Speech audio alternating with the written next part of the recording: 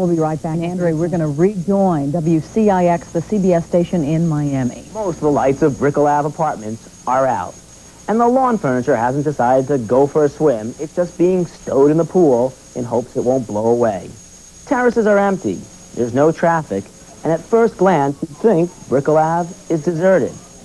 But there are some folks who are going against the best advice and have decided to ride out Andrew. I feel like this is as safe as anywhere else, because we've got a stairwell out here that's got these thick concrete posts at all four corners, concrete block, and I thought I was safer than being in some house inland where you don't know if a pine tree is going to come crashing through your window or not. Pat Murphy, his girlfriend, and two cats have the hurricane shutters in place and everything off the terrace.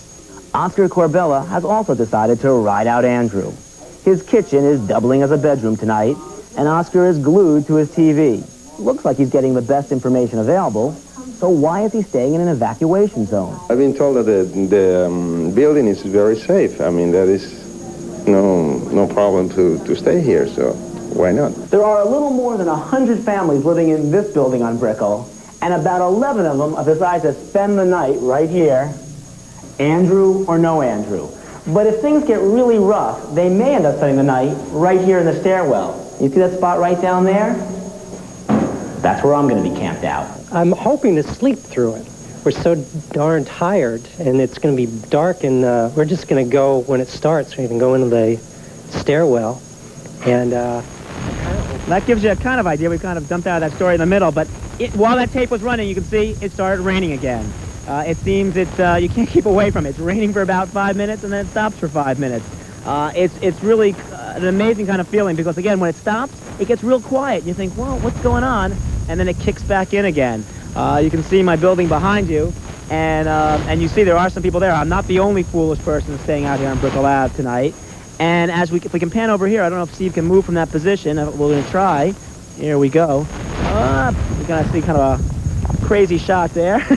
But if we look over there, the wind is moving. Those trees are starting to pick up again, and you can see how windy it is again. Yeah, we can't see too much of that, Steve. Actually, it's just gotten so dark. It's hard. It's pretty dark out here. Yeah, but as you can see, it's pretty windy right now. It's hard for you to hear us as well, I know, because of the wind. I have a suspicion, I'm not absolutely certain, but I suspect this will be the last time that we'll be able to talk to you until after the storm is over. That may be the case. I'm going to stick it out. I'm going to stick it out as long as I can out here with the live truck, and then I'm going to start heading inside. But if I can talk to you once more, I will. If not, I'll be talking to you in the morning. Yeah, you can see right now, really looking pretty ugly. It's getting pretty wet right now. How's your cameraman, Steve Shelton, holding up? Steve Sheldon is holding up just fine. He's getting wet and probably wetter than I am, because I can keep covering up, and he's hanging in there just fine. Okay, thanks a lot, Steve. Talk to you later. You know, just before we went to see, we were talking about some of the people that have been brought into Jackson Memorial Hospital throughout the evening. There's one injury they say was probably hurricane-related, when a man was seriously burned when he tried to dismantle his stove. Now, we were talking about that sort of thing earlier tonight. It is very, very important that people who are not skilled in that way, as handy people, repair people, they should not try. And the inclination is going to be to try and fix this thing or that thing, especially as they face some dollar damage to their And I'm sure property. despite the warnings, we'll still see that. But we shouldn't do it. Shouldn't do it. All right, we're going to move along to Kathleen Corso, who has been working at a Westside shelter all evening. She is out front there. It doesn't look quite as windy or wet as it did the last time we checked in with you, Kathleen. Yeah, you know, John, it's much like Steve Greenberg said along Brickell Avenue. It sort of comes and goes. We are basically about the same spot Channel 6 Action News is. We're just down 87th Avenue, not far from you. So what we are experiencing now at this point in Westside, which is right around 826, the Turnpike, 87th Avenue, is what other folks in this area are experiencing. Now, a few brave souls have started to come out of the shelter a little bit to kind of get a closer look at what's going on out here. Not much longer, that's not going to be a good idea. And I'm going to tell you, not much longer are we going to be able to talk to you for this very reason. I want to show you something.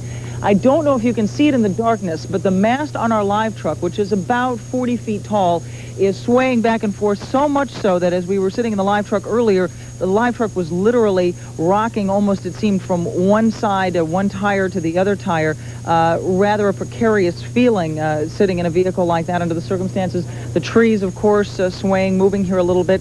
Once again, though, still just that light rain, sort of this teaser, if you will, before the storm comes in, really does give you an uneasy sense of calm, or a sense of calm. Gee, how bad can it be? You know, obviously we know the worst is yet to come. Back to you, John. Okay, Kathleen, thank you very much. You know, in all, there are about 180 emergency shelters that are set up all across South Florida. And a few of them are reported full, as we've indicated throughout the night. A number of them don't have, hardly have anybody there at all. Many residents, however, have been fleeing the hurricane, going as far north. We understand that hotels are just jammed as far north as Orlando and Ocala. Yeah, at this point it's too late probably to get a hotel room anywhere. Northbound traffic, we understand, on I-95 also was extremely heavy. I-75 and the Florida Turnpike, the same. As drivers, I mean, literally thousands and thousands of drivers just said, we're going to get the heck out of here. Yeah, they're panicking, and I don't blame them. My daughter was among them, and I'm so glad that she did. So am I, John. Well, Maria and Gary are rotating. I guess Maria is taking a much-deserved rest right now. Gary is now joining us with the very latest on the coordinates of Andrew, and let us know exactly where he stands right now. Well, the situation that was described by both Kathleen and Dr. Steve, that's going to come to an end, where the rain comes and goes. It's about to come and stay, okay? The bands have been coming through. These are the spiral feeder bands, and there are gaps in between them. And we're getting those consistently now, but pretty soon we're going to get out of those broken spiral feeder bands and get into the more consistent heavy rain, the wind-driven rain, which is associated with the center of the storm. Let's go to our radar, our live radar picture, and this is calibrated, I think, now to 120 miles. Again, a very dramatic picture of the hurricane. Right there in the center, that is the eye, and all around it in the dark blue, that is the heavy rain. Of course, it's not only calm, it is eye in the center of the hurricane, in the eye, and then the area right around the center in the yellow and the green, that is the eye wall. And the rain is not so heavy there in the eye wall, because that's where the very, very super high winds, close to 140 miles per hour, are right now, right in this very center area here. Then you break out into this dark blue. This is where the very, very heavy rain is. Then the area in the green is a lighter batch of rain. As you can see, the spiral bands have breaks in them as they come ashore, but we're getting into a pattern now where the breaks will close off and we'll just have a more consistent type of rain, and that could come up pretty quickly. So if you've been outside, if you're watching our coverage, you're going outside, maybe taking a walk away from the house, be advised that the weather could change pretty quickly here, and the wind could really come up and stay up, and the rain will be up and continue in this mode for the next several hours until we get on the other side of this hurricane. Let's go now to Dr. Sheets. Do we have Dr. Sheets at the National Hurricane Center? I'm here. Okay, Dr. Sheets, the man who keeps going and going and going. Are you still expecting about 8 to 10 inches of rain? No, we're around 5 to 8. I don't know where we got the 8 to 10. I think that somebody had a typographical error on that. No, about 5 to 10 inches of rain at a maximum. And we've seen the forward speed of the storm increase slightly in the last few hours. And so that means that we may even have slightly less rain, because the faster it moves across us, the less time it has to rain on us. Just out of curiosity, how do you measure rain when a lot of it's going to be going sideways with these very high winds? Very carefully. Actually, there are gauges that try to measure that, and you look at area kind of rainfall there. Probably not all that accurate. I know that we're just about to get into the heaviest activity right now. I was mentioning just a moment ago that these conditions where the spiral bands are coming through, the rain comes and goes, the wind goes up, the wind goes down, that's about to end pretty soon, and we're going to get into a more consistent type of weather. Is that about to happen just about momentarily now? Yes, Gary, it is. As a matter of fact, the winds here in our building, I've been watching those change there. Right now it looks like about 30 knots, gusting up to about 40 knots on the roof of our building right now. So that's around 30 knots would be around 35 miles per hour, gusting up to about 45 miles per hour. And so they've been going up, edging up 5 to 10 miles per hour about every half hour or so. Now, earlier today, you sent some of your staff to Washington as a backup to your location there in Coral Gables. Do you have a feeling that you might need to use them, or do you anticipate staying up? Well, I just don't know. That's we're going to suffer the impact of the hardened core of this hurricane, because the center now looks like it's going to go inland over the Homestead, Cutler Ridge, Florida City area sometime around 6 to 7 a.m., maybe even slightly earlier than we thought earlier, of 8 o'clock and then maybe 7, but somewhere in the 6:30 to 7 a.m. Kind of time frame. And that means the strongest winds are on the north side, which is right here, Coral Gables, Coconut Grove, Key Biscayne, Miami Beach, right on up into South Broward. Do you have a generator there in your building? We've been using the generator for some time, so we have not trusted what's going on with power outside of this building. We have 2 generators. I'm looking at the light on it running there right now, so we've got one of them that's driving our power. Very good. And one last question regarding the long-range future of Hurricane Andrew.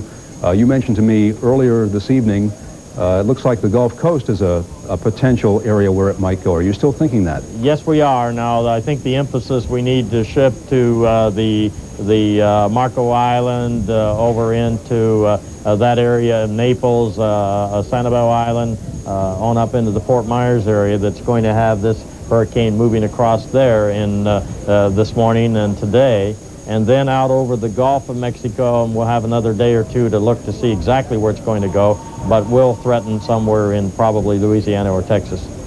Well, more people then need to be very concerned about Hurricane Andrew. Dr. Sheets, thank you very much. We'll talk to you again soon. You're welcome. Dr. Bob Sheets. Before we go to the break, let me ask you, it doesn't hurt to reiterate, we were talking earlier in the evening, you were talking earlier in the evening about the tornadoes associated with the hurricane. Most of them on the other side of the eye as it passes through. But tornadoes can also occur on the forward side as well, can't they? Well, they can occur really anywhere within the hurricane itself, over land primarily, because a tornado by definition is a cyclonic funnel cloud over land as opposed to a water spout.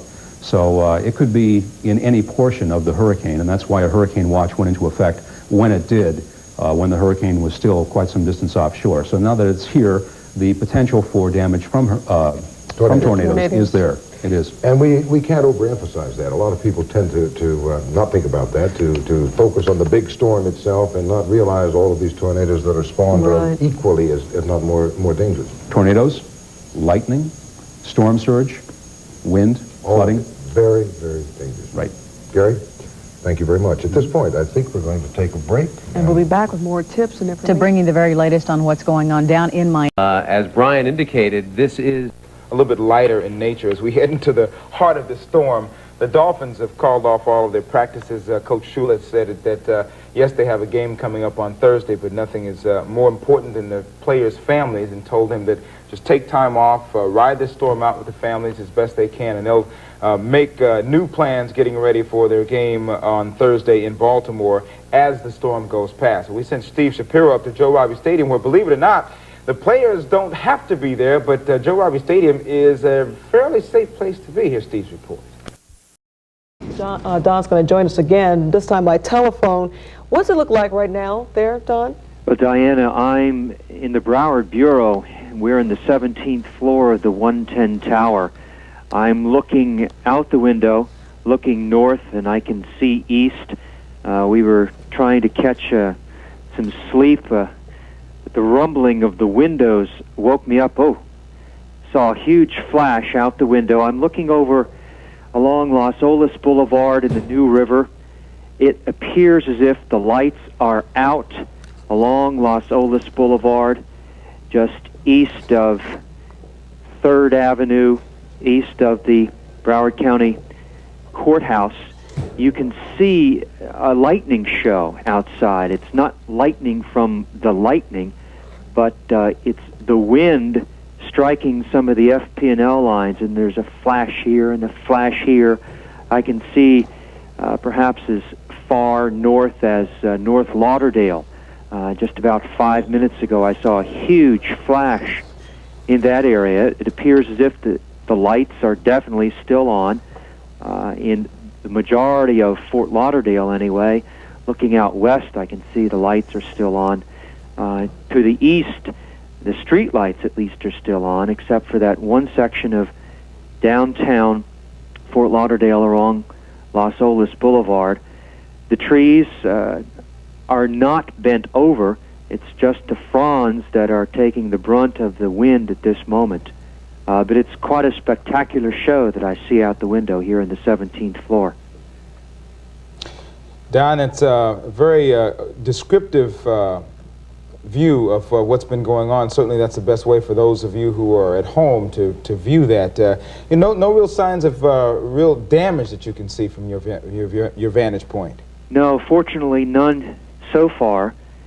That's what we're hoping, at least up in this neck of the woods, is that the damage is not going to be that bad. I don't see anything blowing around. I'm peeping out over the window here as I look directly down. I don't see anything in front of the street in front of me in 6th Street that looks like it is damaged. The trees are still intact. We have some 20-foot, 30-foot royal palm trees in front of us, and they're all okay so far. I think what we're going to try to do in a few minutes is stick our heads outside at least, and remarkably, I did see a car about 5, 6, 7 minutes ago, a car driving down near Las Olas Boulevard, but no, fortunately no damage yet.